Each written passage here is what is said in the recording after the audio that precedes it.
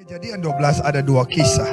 Kisah yang pertama, Allah bawa keluar Abraham dari Haran. Dan kisah kedua, begitu Abraham tiba di Kanaan, terjadi kelaparan. Lalu Abraham pergi ke Mesir. Nah, itu ada dua kisah buat Bapak Ibu. Kita belajar dari seorang hebat yang namanya Abraham.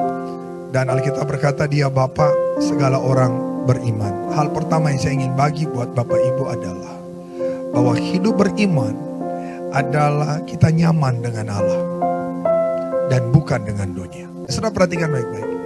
Kebanyakan kita beriman untuk kita nyaman akan diri kita. No saudara, orang yang beriman dia seperti selalu keluar dari kenyamanan yang dunia ingin berikan.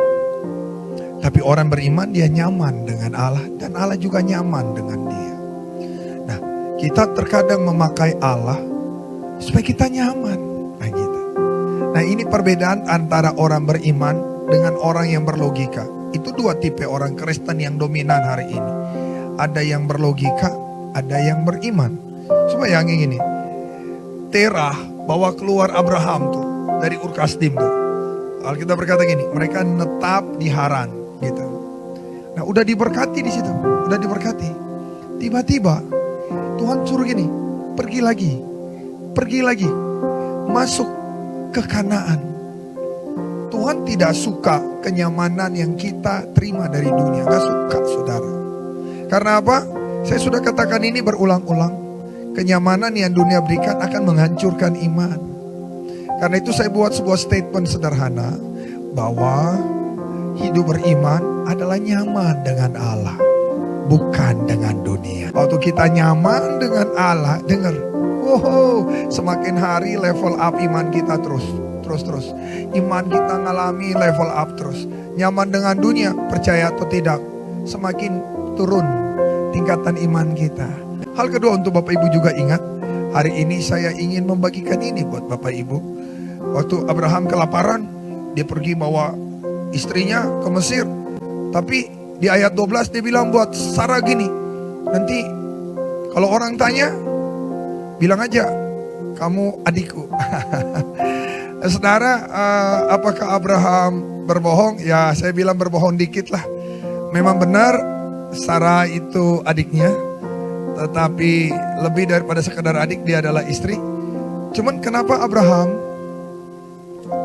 sampai seperti itu?